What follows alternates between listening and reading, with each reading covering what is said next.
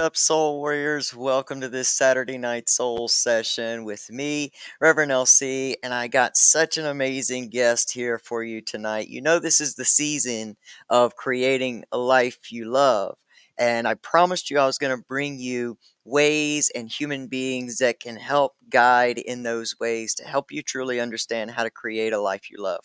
In seasons past, we've covered the get up from your give up part. But this season, I really am embracing creating a life you love. So tonight's guest is no different. I mean, just exceptional human being that's helped me so much in my own soul's growth, in my own journey. And it just goes to show that when we're creating content, that we really can help just empower other people, that we really can help other people grow, that all content is not just shorts and whatever, that we really, in those shorts and in that short little amount of time, you can really tell a lot about a person's soul, and we can really be helping people. And this lady's no different.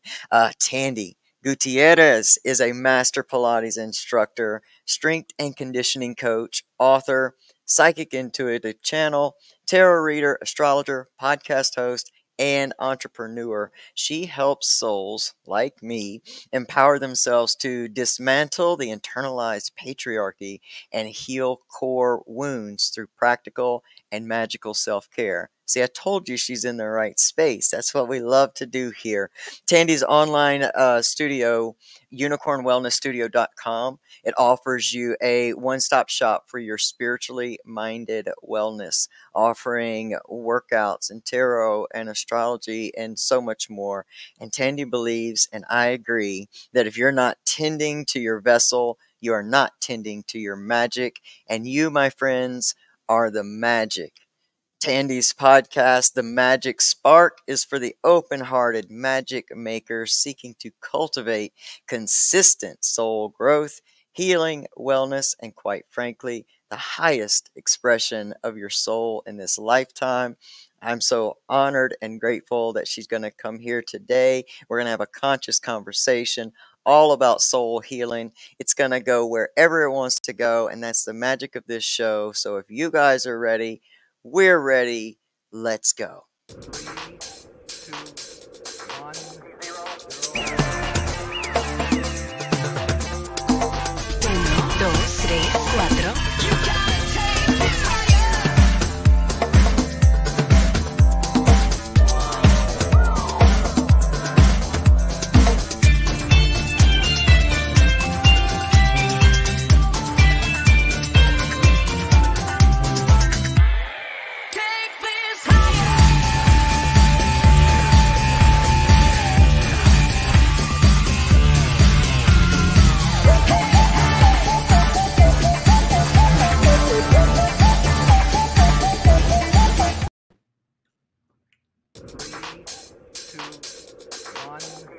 No.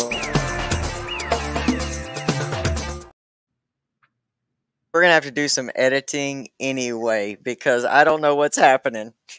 I'm gonna blame the eclipse this week, big time. Oh, that's right. That's right. This is crazy. This never happens. And I'm like looking down there at you going, is it playing on your end? Totally. Well, I was just sitting here watching because I'm like, that is one of the most beautiful intros ever. And like, we're talking about content creation. I'm like, that is gorgeous and so fun. So maybe it just needed to be seen a little bit more. Maybe. So many things on my end. I'm away from home, so many things on my end are different because I'm working from this laptop, and it always, I think it's not playing on my end. Then I watch it back and think, oh, I played it twice because I didn't think it was playing. I didn't think it was playing. The Wi-Fi is terrible here.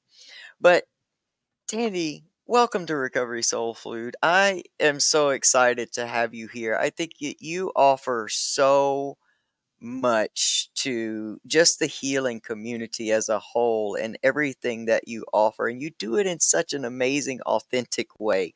And that's so important to me. that you are your absolute self, and that you do what you love, and that you're offering what you love to the world, and that you share about your family. And I thank you for what you do, and I thank you that you're here, because this audience will just embrace you. It's amazing. So tell us about yourself. Like, tell us about you and how you came to be this amazing soul. I came to be. This is a big day. No, first I just wanted to say thank you for inviting me. I was so delighted. There was no hesitation in saying yes, because we've always had this cosmic connection, you know, I feel like, and I was like, yeah, what kind of magic are we going to make today? So I'm delighted to be here. How did I come to be? I mean, how long do you have? I am probably older than everyone thinks I am. So I come to be. I have had a very diverse career, but I do think that I came to be from initiation, right? I'm adopted. And I was adopted into a family that had a very interesting path, that I, you know, how much can we hold here kind of thing in terms of shadow work and healing that really needed to happen. But it really did begin with the fact that I'm adopted. The family that I was adopted into, I experienced a lot of abuse of all kinds from the mother who raised me. That is not to say that everything was all bad, but it was a lot. It was a family that had a lot of resources at that period of time. And the father who raised me was indicted and went to federal prison and lost it all. It was on the cover of the local newspaper. I was a child, you know, within the time that it was happening, from ages 8 to 13. So these are very formative years, right? This is a very retrospective, like, how did I get to where I am? It's very much based in healing work, and it's very much based in my own shadows and my own struggles. And so I think that, you know, as I got older, my whole goal was like, you know, the wound of worthiness of trying to heal that. And so most adoptees pick two paths. They either pick the perfectionist path of, I'll be so amazing, no one will ever reject me again, right? Over performers, straight A students. I mean, that was me. That was the route I chose to take in things. And so there were things that I loved to do. I was a performer, but I was ultimately just trying to run away from home, right? Just trying to escape. And I chose a route that was constructive instead of destructive, right? I went to college, but I had no plan. You know, like, I didn't have a plan. I just knew that if I got in and I had scholarships, that they couldn't say no, and that was an excuse to get out of the scenario that was still there. The mother who raised me was suicidal. I mean, this is like all of the behind the closed door things that as a kid you're just trying to get away from. And so through that, gosh, I mean, this is a wild ride I'm going to take you on tonight. I want to learn myself better, right, through this, and to understand better. And so I just feel like I was put on a path of self-discovery and healing just very, very early for some reason. You know, adoptees tend to take that route of hyper performer. I'm so worthy, you can't get rid of me, or it winds up in addiction. And so my mother was an alcoholic. I have family members that are very, you know, functional alcoholics. And so I was around all of that. So I was like, I'm not going that route. But being that perfectionist has overwork issues and over caring issues that lends to burnout. And through all of these things, you know, between going to therapy, I was a dance major. So body movement was so powerful to my empowerment and confidence that looking back, going to college, becoming a dance major was very healing initially for me. I left there, ended up with a career in fitness and wellness. And I took a path from there into Pilates. And that was a space that very few people were in at that time. So I'm 45, and that was in my 20s, right? And so that was before it was a thing. It was before the boom of fitness really happened. It was before I remember. Yoga just exploded. So there was a bit of like, people were looking for people to teach Pilates. Hardly anybody knew what it even was. I already knew the work. It was a part of our dance program in college. And I was lucky enough. The world set me on a path. I always say that the universe really pushed me into that path. I didn't really have a whole lot to do with it. I checked in with my gut, as I went, but I had, fitness facilities that I was working for offer to pay for my first set of certifications and immediately put me to work.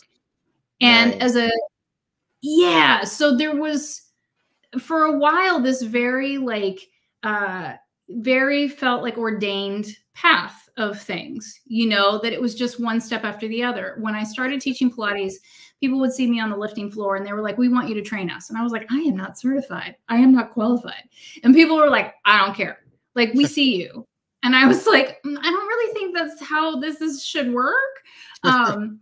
And so I got certified, so rather than I did wait tables, I definitely bartended, but rather than have to be a performer who did those things, I got to teach Pilates and personal train. Came a point in my career as someone who identifies as female and a female vessel and as a dancer that you just take a lot of hits and a lot of shame and judgment of, what you look like. And I thought, I don't know how much longer I can do all the rejection, which of course, knowing how it's sourced in the adoption issues, Sure. And I loved teaching. I just loved teaching. And so I thought, I actually get to make an impact on people's lives. And we think fitness and wellness, and it's all aesthetic. I've been really, really blessed to work with incredible people. And because I was in fitness facilities when I taught, I would end up with people who had injuries or issues in their body that nobody else knew what to do with and were terrified to work with. So I had clients off the bat who, had been in motorcycle accidents and were partially paralyzed on, a whole side of their body. And because Pilates is based in rehab work, I could start somewhere with them. And it was so powerful to see the connection between how small body adjustments or a body that all of a sudden isn't in pain anymore transforms how people engage in the world. Right? Yes. And how they start to change their language or engage with other people, and how it makes them braver to try other things outside of that realm. Yes. There's a fast forward, for approximately 20 solid years of my career that was just solely in movement. But knowing that as a personal trainer, I became a regional manager. I trained other trainers. I was responsible for sales. I ran a region. I ran a studio. You're always dealing with humans and people, right? So you're always dealing with emotions. And as I say right now, you're always like, I think humans are just little traumas bouncing off of other traumas. I agree completely. And so you end up really being, I'm not a therapist, by the way, but you end up in a role of holding a lot of emotional space for clients and people. And so there's this just transition that naturally took place into coaching and into mentoring simply because of the add up of all of the things that I've done and the calling of my soul. Along the way, because fitness and wellness and coaching would go, okay, I get that, that witchy woo-woo astrology channel just literally could not be contained. There was a point in my life that it was inauthentic to not state it and to not utilize it to be helpful. And it was a risk. It definitely had its bumps. It still does at times. And I made that transition to marrying, those aspects of myself. And I've always had clients and an audience that allowed me to do so. It is such a blessing. And although it's been very challenging, I just recognized how protected I have been in some very massively bumpy places and spaces. And that is the nutshell of how we ended up here and how I came to be here in this moment. I love it. I love that whole story because I love that you really followed your gut that way, because I kind of feel in some ways like, I went down that addiction route And I kind of feel when I look back and where I am today that I almost feel like that was the path that my soul took me in order to come to a lifetime of self-realization and actualization and true empowerment. And I can look back and you are able to take that picture of being able to recognize how generational things keep moving through, and how, I can see a lot of places in my own life, in my own family, where in my healing, that this all had to happen so that I could heal in this way, this part of even our family, our generational patterns. And and I think that sometimes we don't maybe give ourselves the credit for how we followed our intuition, because maybe it didn't turn out the way we thought it would. And I love that there's just that almost opposite dynamic between you and me, and how things go. And I just love watching somebody like move through that, because it's like you were just being the whole time and the universe just kept moving you through. And I think what you do with Unicorn Wellness is so special, because you do put all of that stuff together. It is just such valuable information to know what kind of seasons we're in and what the energies are going to be like when we're moving through a healing process. And body movement. I never moved my body before I found you on Instagram. I never thought about moving my body, that my body had anything to do with my energy. I thought that the Mhm. arthritis and the inflammation didn't have a clue that that had anything to do with all of that releasing trauma from the body. And so the way that you put all of that together is such a package of healing and growth that I'm so grateful for it. I'm so grateful for it. And so, do you find, and let's talk a little bit about that, trapping trauma in the body, and how movement really helps to move that through. Maybe what it is, maybe some of the things it represents as, and then how movement can help move Yeah. that along. It's fascinating. So there is actually a term now for it. It came out in the 70s, and I think it's having a moment right now, but somatic, right? Mm, These are somatics. And so there's two great books that, again, have had a lot of visibility in the last probably 5 years. mhm. The main one is called The Body Keeps the Score. This Yep. is Dr. James Vanderkolk, who has, this beautiful, I mean, it's just massive research. Mhm. Speak to it. And then Resma Menaken wrote a book called My Grandmother's Hands that's so beautiful, Mhm. that connects somatic healing to the experience in a Black body, connected to somatic healing. So somatic healing is really that the body keeps the score, such a great title of Dr. Vanderkolk's book, but that Mhm. every single experience that we have is stashed in our vessel. This is proven now.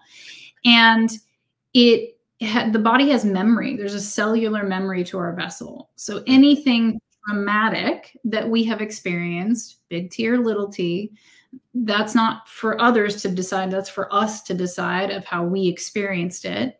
Yeah. If we haven't had proper space, place, support, anchors, knowledge, facilitators to process the trauma, that doesn't mean to understand. It Mm. gets stuck in our body. So then it's just there, right? And so then this speaks to traditional Chinese medicine and Ayurvedic medicine, very different than Western medicine, that says any energetic, emotional stagnation that has not been cleared, processed, becomes blockages, becomes health issues, becomes inflammation, becomes because we are supposed to process emotions. Mhm. We are supposed to heal, and we're supposed to move things through. And so this stashed energetics is like, it is like magic to talk about it honestly, because it's emotional storage in the cellular memory of our vessel. I mean, that's pretty like Yeah. hard to like break Yeah. down. There really just has to be like, you hear it and there's a resonance and you go, that sounds like truth to me. You know what I Yes. mean? Yes. Yes. Because as someone now on this side of things of teaching, I've always been such a sensitive vessel. And I always would have these physical reactions to emotional experiences. And I really didn't understand it. Again, I got set on a path, got very lucky when I started teaching in LA. I was in LA, so you have all these healers and bodywork people. But the basics of somatics is that there are certain types of movement. Not all movement is created equally, that then begin to constructively dysregulate the body. Okay, so we have stashed trauma. If we accept that as truth, it's like stashed in our little body and we didn't know it's hidden in there. Or we know we've been through traumatic experiences and we're like, it's in there. I don't want to carry it around, right? Yeah. Then you go into some very mindful set of movements that are kind of like, I mean, literally shaking, right? So here's like the science. That's the easiest one. When animals experience, this is primal, when animals experience a traumatic event that they survive, okay, they will immediately go into shaking and dysregulation. True. Now that shaking and dysregulation is to release the trauma from stashing in their body. So as humans, right? It's so fascinating. Oh, I love it. So before I knew any of these things, right? I would go to yoga classes, do hip openers, and I'd be in hysterical tears on the mat, freak myself out, freak teachers out. Nobody knew. I didn't ask if I could curse on here, so I won't. Like nobody knew. Okay. Like nobody knew what the fuck to do with me. You know what I mean? And so then I felt like, okay, well, I know I feel better, but what was that? Right. So emotional storage units in the body are in our hips. These are our like pockets to like shove shit down into. So hip openers are like, because I noticed this like system of it like always being in my hips for me. But somatics are anything that mindfully dysregulate your body to release what's willing to be released. Now, sometimes stuff comes out. That's crying. That can be, you know, it could be laughter, you know, because like nervous laughter. It could be burps. This is one that like when you go work out and you have a heat release, this could be, it could be screaming, that like you feel like screaming, like rage that comes through, but it's, you know, Pilates is somatic work because it's a mindful, I call it like microdosing your somatics in Pilates. It's very gentle. Like you're not going to go take a class and be like in tears typically. Okay. Unless your body is just so ready to release it that that light touch did it, right? Yeah, but you're really courting your vessel to release. So shaking is the easiest one. Jumping is another one, okay?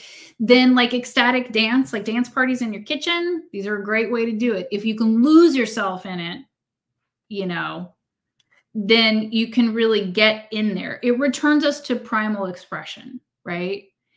Amazing. But Pilates does it. You know, emotional freedom technique, tapping. I don't know if you're familiar with that. Like tapping can do it. Yeah. Yeah. It's a very microdosed, calming sort of sensation too. You know, but anytime you're going for an energetic healing, this is opening up the vessel in certain ways to release it. But somatics is and the science of somatics is based in a physical practice. So there's so much language around regulating your nervous system right now. And this is something that I'm working on in a project outside of Unicorn Wellness right now, because it lives there. But like, we think that, you know, these things are cerebral. If I just understand myself better, it will regulate my nervous system. Yeah. Yeah. No. Actually, you don't have to understand at all what's being released, what's stashed in there. Regulating your nervous system is a physical practice. Wow. Wow. Huge. Huge, right? Huge. So this is like, again, this is mind-blowing because I've, you know, had this Unicorn Wellness Studio has been alive and well and like for 10 years, but trying to explain what I do to people has become like nearly an impossible task of like, it's just, you're just gonna have to be interested and you're gonna have to go try it. And then you could come talk to me. And then, you know, it's either people like love it and never leave, or they're like, that is just way too many layers there. And I just go, Yeah. okay, because I do real healing, right? So it all layers in together because we're a holistic system. We are physical, we are mental, we are emotional, right? Creatures. And Yeah. we have to tend to it on all levels. But if you're really in it to win it for healing, and you've got traumatic aspects of this lifetime that are really calling, heading towards a vessel practice and a somatic release, I mean, let's just do another, because it changes everything. Like it literally just changes everything. And so on that list of pieces, right, of like simple ways to access somatics, deep breathing is probably the most accessible. Mm-hmm. But I will tell you that like deep breathing will regulate your nervous system in a moment, but it won't heal it past that moment if you've got stashed trauma in the vessel. Well, that makes sense. That's what Right? makes sense why I've never been able to get that thing. So it's quick. Nice. More. And this is what I feel like is missing. And I appreciate your feedback at the beginning too about how things are accessible and practical and applicable, right? Like to apply them, because my neurofestive brain over the years, like I am an intelligent human and I grasp concepts, but we're in such a fast culture that likes to sell things that we are missing some of the depth of how healing actually happens. It's a long game. It is. It is. It is. And with no destination. With no real destination. Yeah. Yeah, there's always these beautiful level ups, and I feel like you get wind in the sails and you do have manifestations and you do have arrival celebration points. That's usually precursor is the weird healing that came along before. Like, comfortable again. It may resemble a shit show. Thank you. There you go. Yeah. I mean, it's totally a shit show. And, you know, so I just feel like we talk about these pieces as like, oh, let me, you know, because we're a Western culture and that says it's like, let me take the aspirin and in 20 minutes I'll be better. So that's do the deep breathing and you'll feel better. You know, go take yoga and you'll feel better. Yes, that's not going to heal the root cause.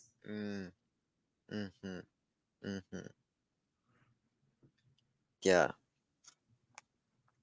That's what, you know, when my recovery journey started, there was just something within me that knew that was going to have to be the key. You know, I stayed in an addiction for seemed like most of my life, 22 years. And there just came this moment where I thought, if I'm going to do this time in behind like a 9-month relapse, it saved my life. But if I'm going to do this time, something has to change. Like I got to get to the roots of what is so overwhelming to me. And my body was experiencing so much trauma because for the most part, I was addicted to opioids. So no matter how bad my brain said, we've got to stop doing this and, you know, quit. It's not good for you. You're going to die. All the things. It would be like 3 days, and then my body would just say, nope, we're not doing this at all. We can't handle this, because the body would get involved, and then the mind, and then the freedom that came in a moment of realizing that I was not my mind, and that the body was experiencing all that trauma I was reliving every day, every time I was thinking about it, was just like blew my world open, that there's a choice. But in the journey, like you do level to places, and I'm glad you're sharing information like this, because I think it's really applicable for everybody, no matter what part of the healing journey they're in, to have this movement information early, if you are, or where you are. Like I've been working on self-worth and confidence and all the things, the boundaries and familial stuff. And I'm just now at a place where I start to care about my body enough Yeah. to do these things. What is it, do you think, that sometimes stops us, lets us have the resources in front of us? We have this feeling we want to go this route, but then there's just this something that we never take the action. What do you think that is? Well, I think the root is the wound of worthiness. I think we've been so far removed from our sacredness Yes. because, and this is like, oh, I've got an answer. You know, I mean, this is the answer I'm attached to right now because it is one that comes Feels up a like it. lot. And, you know, there's so many that are like, I know what to do, but why do I not do the thing? And I want to do the thing. You know, I just think our culture is so, like, it is just generations of trauma. And so we're so far removed from the sacredness of a body in a vessel. So it's been said, and I'll say it here so that it's heard in your audience, and I think that they'll receive it well, is that, you know, our body really is heaven on earth. You know, our soul is divine. It's sacred. It's magical. It's what makes us us. It's indescribable. We can pinpoint it. I mean, whenever anyone talks about magic or the non-belief, I'm like, it's just different language. You know what I Yeah. mean? Like, Yeah. it's just language. Like, it's this is the inexplainable thing. Where the fuck do we come from? We don't know where else we're going. Some of us Yeah. channel things that we really believe in, and Mhm. others are like, I don't know. So I think that although we know we're so much more than this physical vessel, our soul actually doesn't totally know that. This is the sacred temple, right? This is what protects the soul and allows us to have a human experience. Yeah. And so when you get into tending to it and you can start to connect to it, you're like, oh, weird. Like, then it's just, life gets really weird, right? Yeah. But I Yeah. think the reason we don't is that because our culture just has really done a number on, we're not sacred, we're not special, we're not holy. You know, this separation between us, and like, I don't prescribe to religion. I deeply prescribe to spiritual narratives of any and all Yeah. kinds, Yeah. because as humans, we need a narrative. You know, it's, how do you show up as a human in this lifetime? How do you treat other people? What do you do with that narrative? Yeah. They're all valid to a point. Mhm. And I think certain narratives have really kept us in fear, kept us Yes. in Great. marginalization, kept us oppressed, and has really done like its job to think that we're lesser than, we need forgiveness, we need saving, we Yeah. need, you know, like, oh, I mean, that's a big answer, but I just think we No, it's don't. perfect. Yeah.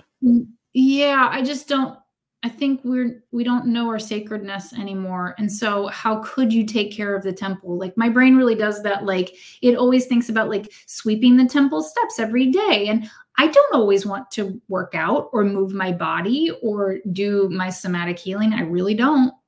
But Mhm. I know at this point in my life now that one has kept me alive. It has absolutely prevented me from having a nervous breakdown or committing suicide. That is truth. You Yeah. know, and I'm just better for it. You know, there was a really interesting experience at the gym today.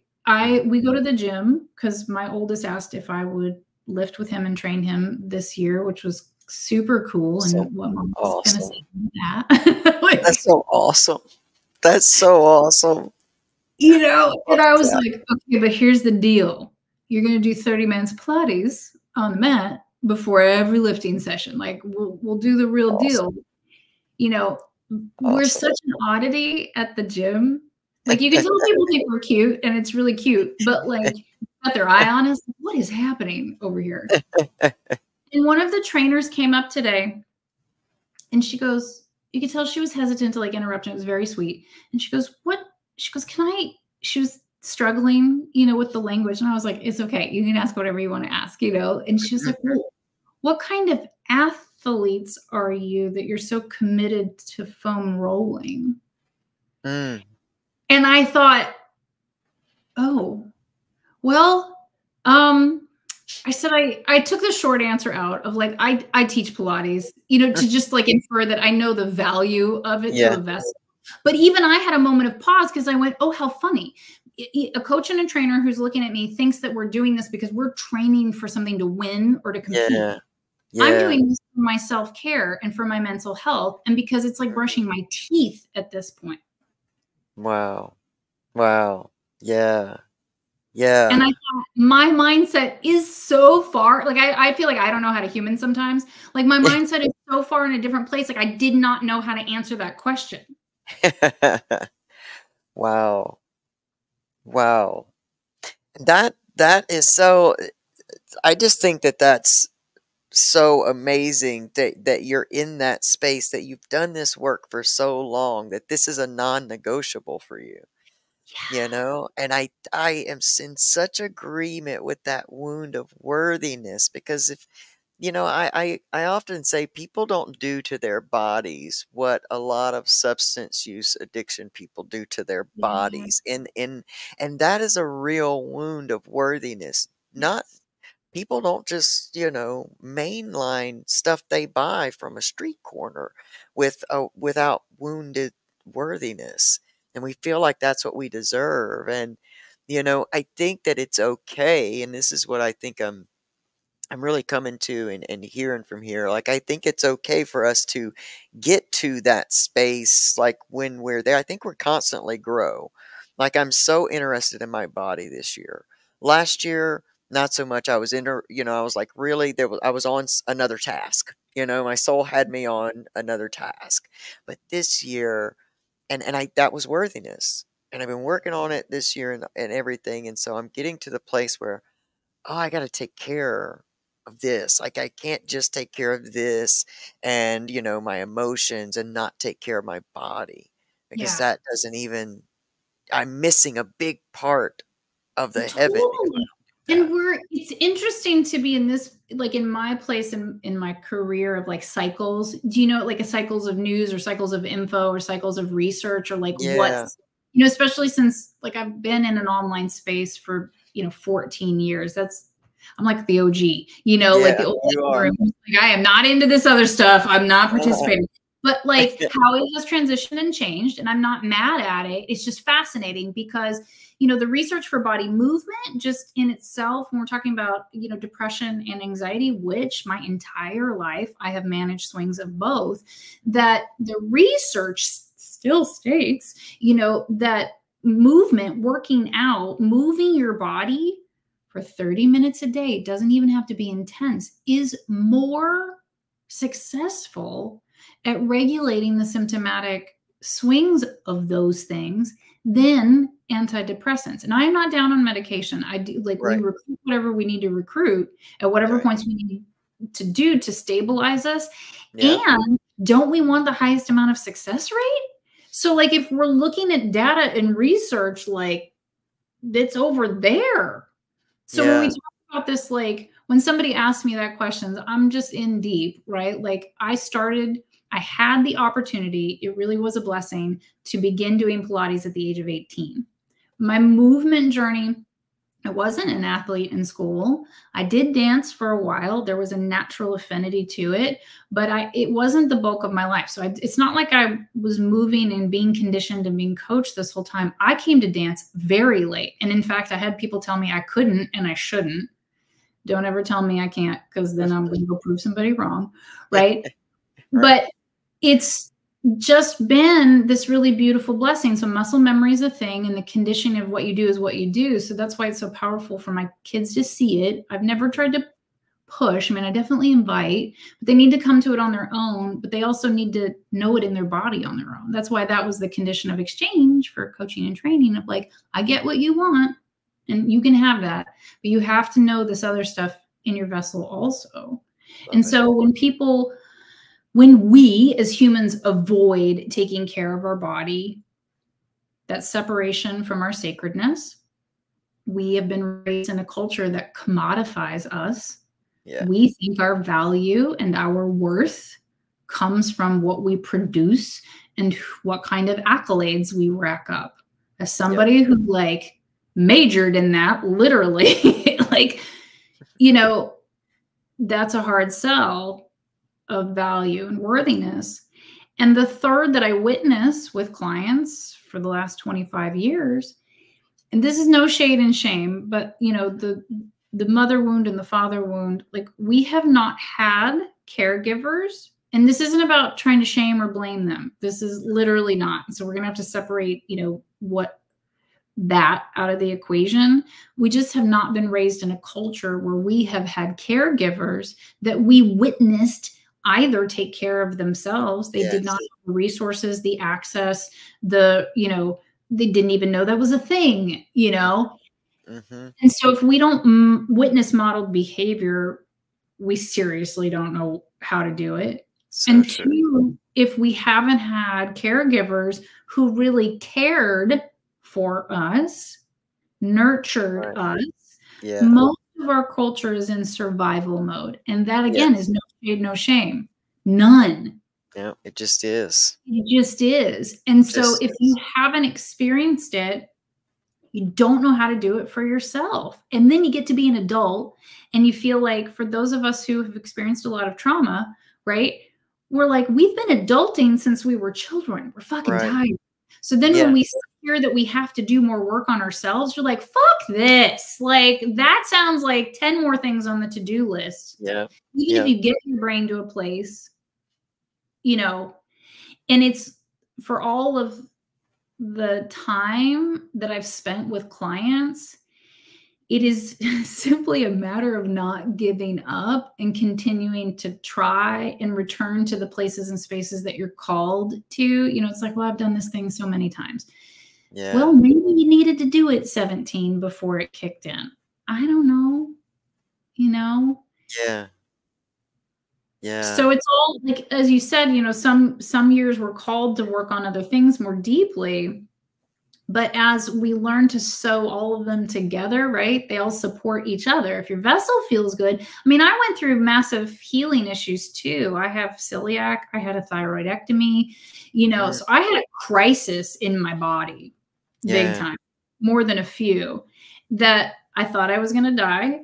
And although I'd had suicidal ideations a couple points in my life, I didn't want to. At that point, I had children and I was terrified. You know, and I thought, I literally will do anything to move through this. And so that, you know, like you said, that you feel like your path now of addiction is really what your soul needed in this lifetime to get you to this point, right? Like, it's not like I went through all the things I went through and it's been easy breezy and I just picked up all these pieces. Right, you know, right. I ignored shit for a long time. There was another very heavy point in my life in my early, you know, late 20s, early 30s. Thank you, Saturn return. It was like hyper intense. I don't even share that story without prepping people because it shuts the whole room down, you know? And it's like, that was a moment my vessel could not take anymore and just went into complete meltdown mode. And so I've always been very, there has always been this tiny voice, and it's not my intuition. I think I have been protected. I think it has been guardian angels and guides that just, I'm not adverse to taking medication, but that's never my first stop on something. And so I just really literally tried one of everything to try to get myself in a more stable space before I had to do those other things. And some of those other things I have to do, and I still take medication, you know, like for the thyroid. Thyroid, yeah, for sure. Yeah, this has been, I'm a Capricorn sun, and for the past 15 years, that's what this has been, and I'm so grateful for this new planetary shift, even though it's coming back a little bit next year. I'm so fucking grateful because like, this has get out, get out. Please go, please. It is like I have felt like I have just been a ball bounced and bounced since the end of 07. And it, you know, even understanding that, even that with that, us talking about astrology within the healing journey, when I finally understood what that meant, that, Pluto went into, into your sign at this time, I thought, well, no fucking doubt then. This fucking makes sense now. Now I got some hope. This shit's gonna end. I just gotta keep going. And it's been so much about, self-actualizing and I don't know, like acceptance of myself. Yeah. Because like even for me, like I feel like being a transgender human on this earth at this time, I've known that like I've had this whole different deal with my body since I was like 4. So I Yeah. spent most of those years labeling myself as God's little joke. And it's like 5 years ago, I felt that it was time, to step through that. It just wouldn't leave me alone. Of course, then Yeah. it lined up, and that's the way it is. But I feel like just the weirdest person on earth because I'm at such a place of acceptance within my body at this point Yeah. that I think I want to make it a world where it's okay for me to have this crazy, outlandish, like transgender Yeah. journey. Like, I don't want it to be like a man's journey or a woman's journey. Like, I want it to be this journey because this is fucking wild. Like, hands down, this is fucking wild. And Yeah. again, it shows up at this time.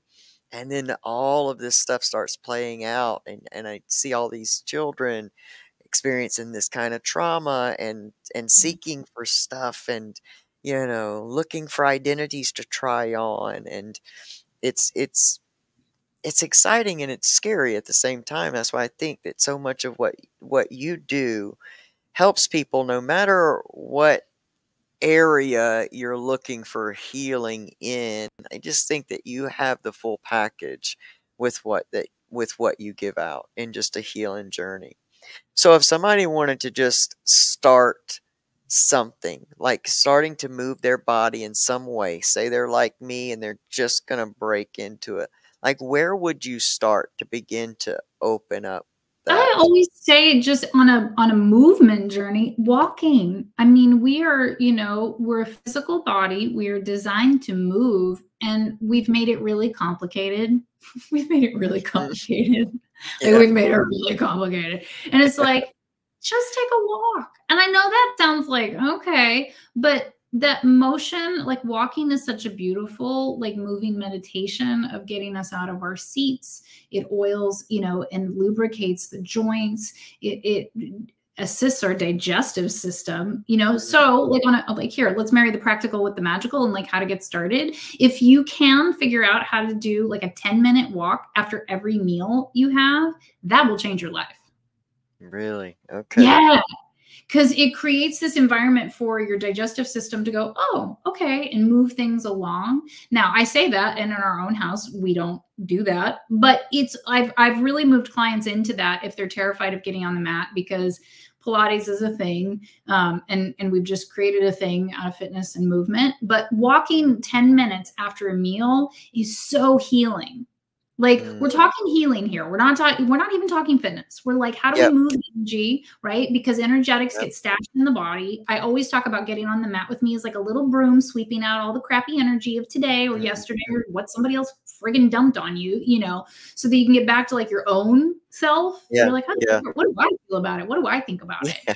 Yeah. So a walk is so lovely. It's, like, again, not to be ableist, but if you are able, that's what we're designed to do. Mm, So what we're designed to do.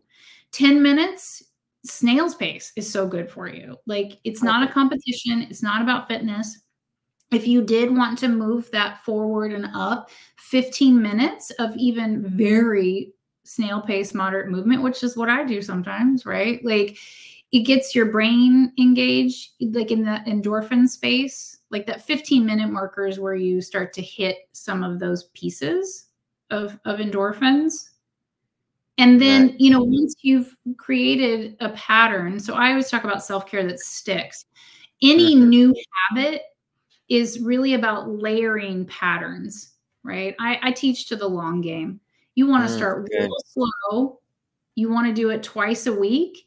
If you can do twice a week successfully for 4 weeks, then you add a third day. Then you do 3 days a week for 4 weeks. If that went well, add another day. Because everybody goes, oh, I want to get connected to my body. I'm going to do 5 to 7 days a week. Yeah. And I was like, no, you didn't. Go Yeah. cancel and get money back. Stop that shit. Yeah. That's not going to work.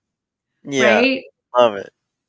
And I think that play is another great place if you have real resistance, because I love that, you're sharing, like, having a trans vessel is like, I think, I really do think it's so gorgeous, because it's such the spectrum of our parts just fully integrated in like glorious shamelessness. Like, there is no shame. This is just me. Why is everybody so up and on about it? Right? Like, it's just me.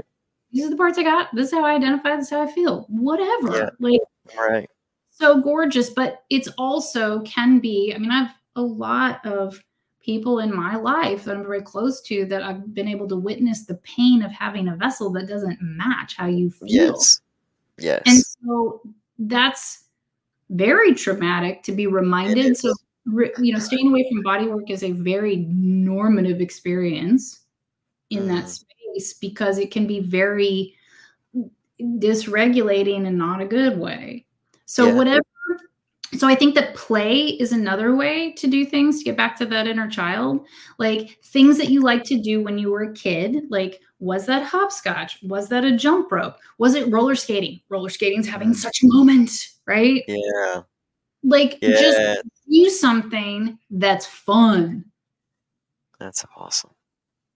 And silly, and start to build trust with your body, right? What I love about lifting is that the way I rolled into it was with a very, he's my brother from another mother. He, now he works for us at Unicorn Wellness. Sean Keith, he's our accounts manager. He was my first trainer. He was the person who was like, you could do this. And I was like, what? This is so weird. But being a female on the lifting floor in those times too I'm often the only female there, and the trust that I've built in my own body through that's an intimidating space. I think it's not so much anymore in a good way, but I used to be very intimidated to be on that floor alone. I don't know what to do. What if I hurt myself? People are going to think I'm stupid. Are they going to come talk to me? Is somebody going to come hit on me? Please don't talk to me. You know what I mean? This is like real deal. Like, I'm just here to move my body. That the trust you can build with your vessel, it's there for you, how it moves, how it typically reacts to stuff. And again, going kind of full circle in this conversation, when I started teaching Pilates to clients, to see someone's face light up when they could finally do something they'd never been able to do before. So, it's gotta be.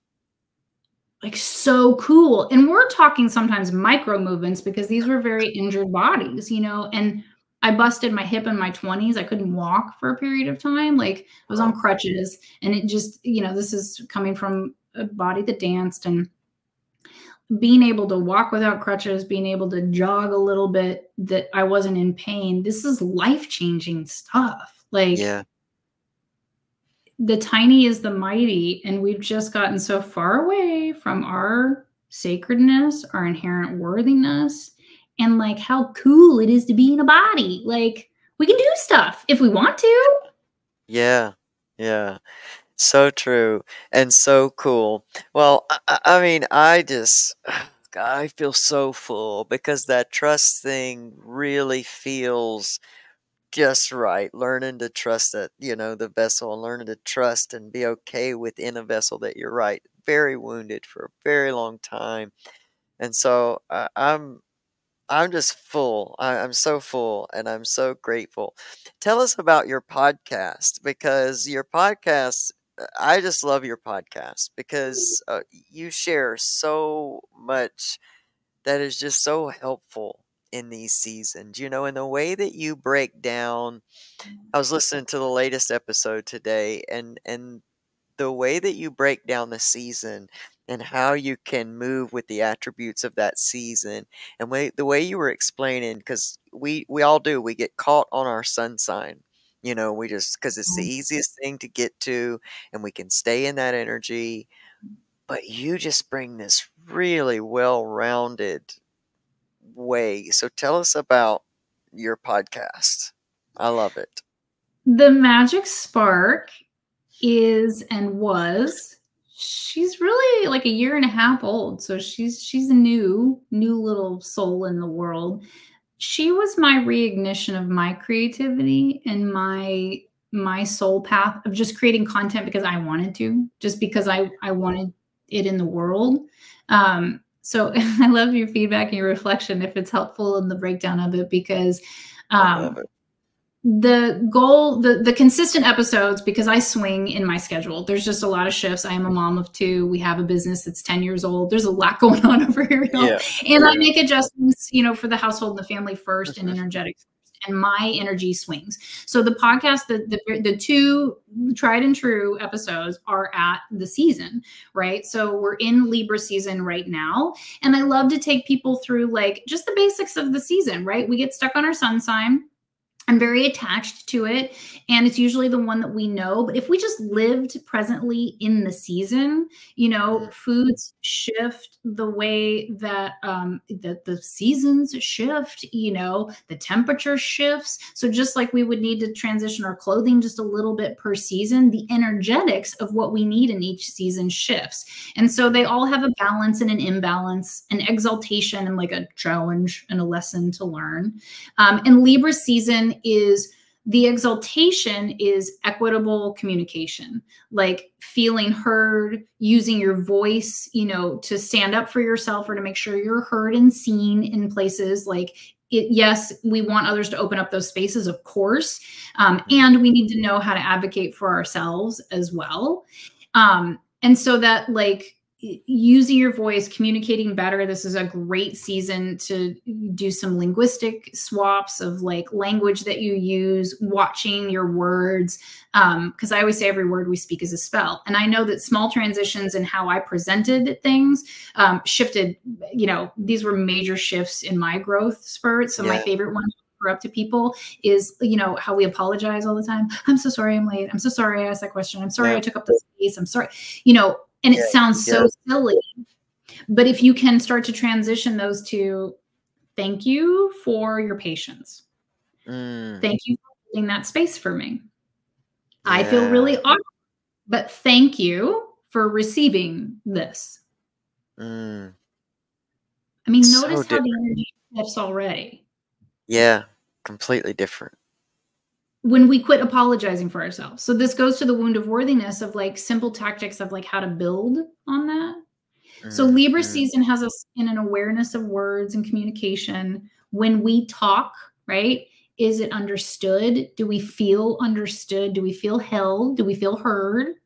And when you're talking to other people, can you hold space for them? Did that land? Is there like a juice here, that's working, or is it really not working? The imbalance of Libra of what to be on the lookout for is people pleasing and codependency. Because Libra at its worst wants everything to be okay and wants it to be fair for everybody. And I want fairness. And yet, unfortunately, that's typically not possible in like 100-100, right? If you've got 100, it's to try to make it 50-50, that's cool. But anybody who's ever been in any kind of partnership knows that sometimes it's 10-90 and sometimes it's 51. And you're like, okay, you just want to make sure that at some point, someone's holding space for you and has your back in the long game. So this, one of the funnest, most fun, silly things about Libra season is like glamour magic. Libra loves a well-curated look, in the home, the clothes. So that in this season, you may feel like switching things up a little bit. What you wear really does matter, right? You feel different in different things. So this is a wonderful season to try new things and to try to not have attachments to it. Like, just go put it on. Do you feel good? Cool. Or was that like entirely awkward and never want to do that again? Okay, then and those are, just big things that anyone can lean into of little practical tactics. But yes, on the podcast, I talk through each of those things every season. I always offer up the channeled energetics and information that I'm feeling and receiving to share as like what we're supposed to be working with and growing through in that particular season. And then I follow it up with more practical tactics of like what essential oils or what crystals. And that seems pretty normative to everybody these days. But, you know, different things, seasons call for different things, right? It's not a one-stop shop. And the hallmark of my workouts is that different seasons need different movement patterns. So like, you know, in Capricorn season, Capricorn rules, you know, the lower body. And so you're going to see more leg work, more stability, more squat, more like, you know, things that build strength and stability to make it up that mountain. And in Pisces season, you're going to need a little more fish pose and a little more Pilates flow, you know, because it's going to need that space to wander and to swim. So we go through the energetics, we go through practical tactics, how to harness it. We go through my channel, you know, of channeled intuitive information, and a separate podcast is a tarot reading for the season. So a card to guide us through it. It's awesome. I love it. Gosh, I'm so grateful that you're in the world at the same time that I'm in the world. It just, I love it so much. It's you inspire me just greatly. You inspire me because the very open type of just healer that you are is something very, you know, endearing to me about that. And it's, I feel like I want to give the same type of well-roundedness to. That's why I stay in the recovery community, because I want to offer that well-rounded healing aspect versus just the get clean and sober, you know, because that doesn't usually work. And that's what happens when people get clean and sober for 30 years and then are overtaken and they never went any deeper and they find themselves back out there. You know, I just think that healing is so important, and I love the way you do it. I just appreciate that because it is the hallmark for as many transitions in my career as I've had. You know, I do follow that intuition and where the growth spurt is and where the weird pivot is. And it's all anchored in healing. I mean, that's what I do. And I try, and I have been able to make it as accessible and practical as possible, because as magical as I am, it's not ungrounded, right? We're still human. We still have food, water, shelter. You got to pay your damn bills. Like, there is inequity in this world. Some things are unsafe. We need to be aware of that, right? That's why I identify as a witch rather than a light worker, because spiritual bypassing, spiritual whitewashing, that's not healing. Right. Yeah. That's that, like, trying to grit it and pretend. And that's usually a lot of privilege. And that's usually a very cis-normative white experience in the world. And that's not everybody. And that's not what healing is.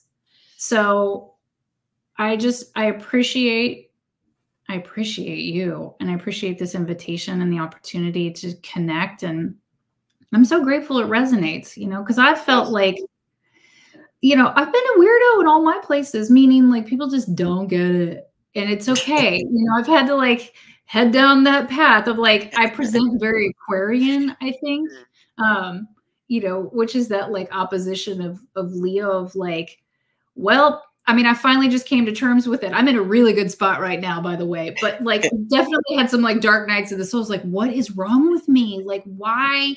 And now I'm like, I just can't do it the way anybody else does it.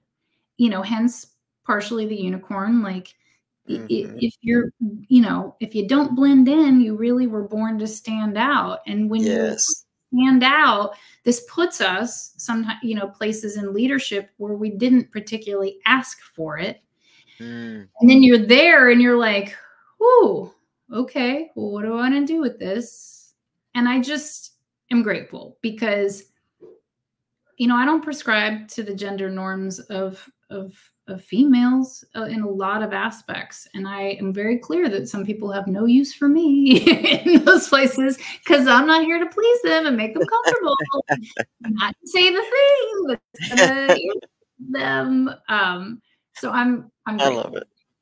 I love it. I love it so much. Well, thank you so much for just coming because this has just been so enriching and I know that it's going to land in our audience and you know my prayer, my intention was that it land exactly in the areas that every different soul watching needs. And I think we've covered so much here. You've left me with a page full of notes that I'm going to get busy incorporating into my life, you know, because we like to complicate it, but I appreciate you making it so easy, you know, and making it real. Because when you want to be, when you're about healing, that's what it is. It's got to be real. It Yeah. can't just be a program and that's it.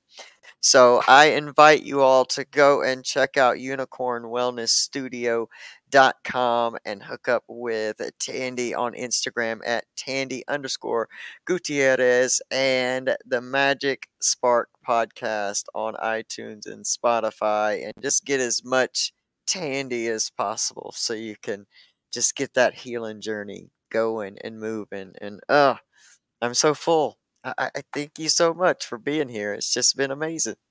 Too amazing. Thank you. Thank you. And keep coming with your authentic self. It is so appreciated. So very appreciated. Thank you. Awesome. Love you. You are just amazing. All right, everybody. Until next week, I appreciate you so much. Thanks for watching. Please do all the things that we have to ask you to do so that this message can grow out. And yeah, hook up with Tandy.